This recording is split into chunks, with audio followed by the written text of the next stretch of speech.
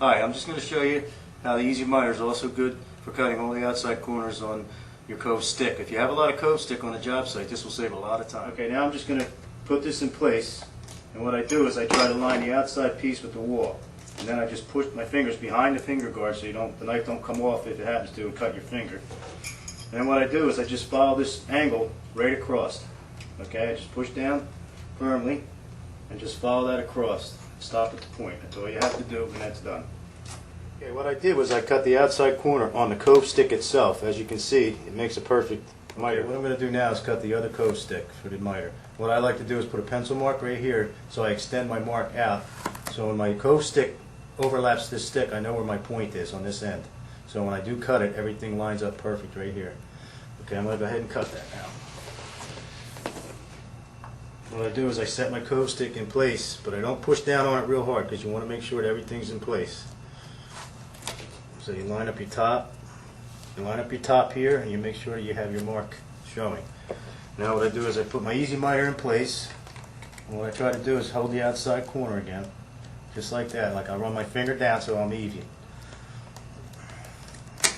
Then I just adjust. Now I can go ahead and cut this. I'll come right down the Easy Miter, right to my mark. Nice easy cut. Okay, now I just cut through that. When I take this piece out, my miter should be pretty good for the Cove stick to be good enough for flash coving. As you can see, it's a pretty good miter. Commercially acceptable for any job site. Now that Don placed the right hand Easy Miter in position, now we'll show you what we do prior of cutting the material and how we cut along the edge of the Easy Miter. And always remember to keep downward pressure and keep your finger behind the guard. Safety first. Okay, I put a lot of pressure right here into the Cove stick. Now what I'm going to do is come straight down this all the way into my corner, because this is where, when you freehand, this is where a lot of mistakes happen, right into this point right here. And what I'll do is I'll just come down and I'll show you how this works. Alright, I'm just going to push down.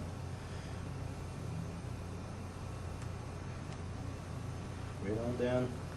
Follow it down just like you would the outside wall. You get right into this point, you just follow your Easy Miter right across. And be really careful. You don't stick your fingers out here, because if you happen to come off, it'll take your finger with it. So what you want to do is keep it behind your finger guard. Just steady pressure, nice and easy. You don't have to go through your first time. You come right to your very point and you stop right at the point of your Easy Miter. Stop right there, right at the point. Okay, then you take your Easy Miter away, and right at your point, what I like to do is I like to put a pencil mark very lightly, right at the point, a reference point. What I usually do is I like to take a scrap piece like this and I put it right up in here anywhere. Just so when you use this, you can use this as a straight edge also to make your boot for the outside corner. And what it does is when you push this in like this, it keeps it from teeter-tottering. It keeps everything the same as it is. And once again, what you do is you just press this in tight against your Cove stick. Make sure your fingers are behind the guard, like that. And what I do is I come right down the side of the Easy Miter. I just come right down it. You don't have to go through your first shot. You just want to get your marks. You come right down, keep pressure into the Cove stick. Come right out to the very end. Right to the very end of the Easy Miter. And then what I'll do is I'll switch my fingers, keeping pressure inside the Cove. And then just run your knife across just like a straight edge. Very carefully, always away from your body. Stop at your point. And the reason for this piece is now I can take this out. Doesn't matter how long your boot is going to be. Just slide this down all the way to the end. Just like that. You want to go right up to your pencil mark that you put for reference. Okay? Once again, pressure, and just bring it right out to your point. Nice and light. You don't have to go through with your first shot, like I said. Bring it right up to your pencil mark and stop. Stop right at the point. Okay, now that I traced this, my boot, using the Easy Miter, what I did is I came back and I cut through the line that I had made. And what I do is I pull this piece out, okay, right up to my point. And you can actually take this piece and make your boot out of this because you know the size that you need. You have a straight edge. both sides. You can firmly put this on a spare piece and just trace this. Okay, this is the piece that I cut out. This is going to be my boot. So what I'm going to do is prepare to make the boot for my outside corner. And what I do is I just lay this anywhere on a piece of goods. Just make sure you're going in the same direction. Just lay that down flat. You can either pencil this, or you can just lightly use your knife, which I prefer to use my knife. So I'll start at my point, and I just slide my knife right down it, nice and lightly. You don't have to go through your first time, because you will get cut probably. I bring it right out to the end, and I stop. And I just hold it so it doesn't move, and I'll follow this up. And then I'll bring it right to here, because this is the piece that you straight edge with the easy miter, so you know it's square. Bring that right up, stop it right here. Okay, and what I'll do is, now that I have this and this, I'll use my hook knife right here, and I'll cut this piece out. I'll just start at the end, and I'll find my line, and there it is. I'll just come right down that, the hook knife, nice and slow, no race, get right to the end, lift it up, hook it in, pull it straight out. And don't worry about going over top, because you want it higher than your cap anyway. So this piece here is good enough for the boot. And what I do here is I'll heat this up with my heat gun, and I'll be placing this right inside my boot area. Okay, now I got this in place. As you can see, it's perfect because you used your easy miter to use as a straight edge. And what you did is you came right down and you cut everything, and you stopped at your pencil point, your reference point I put out before.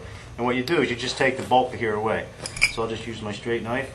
I'll come right down here, nice and easy, stop, then use my hook knife so I don't scratch the goods underneath. Pull it straight out, right here. As long as you're beyond your point here, you have plenty of meat to work. Then of course you just cut in your Cove cap, and then we can show you how to do the rest of the easy miter. And what I do is I just bring it down a little high here, then bring it down to your cap. Come right across. Okay. Just take a little of this meat away here because you don't need it all. So right across like that. Boom, done. Set this in place. Take that out first, that would help.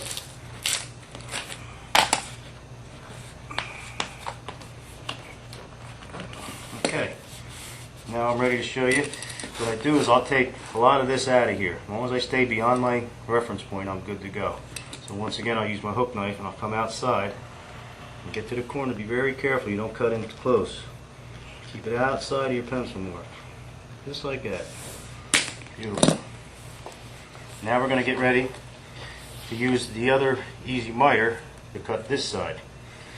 Okay, so what I'll do is I'll just get this, put it in place once again, line up your pencil point, a lot of pressure, and always keep your fingers behind your finger guard. So if this knife comes off, for any unknown reason comes off, you won't, it'll hit this, not your fingertips. You always got to keep your fingers safe. And what I'll do is I'll come right down this.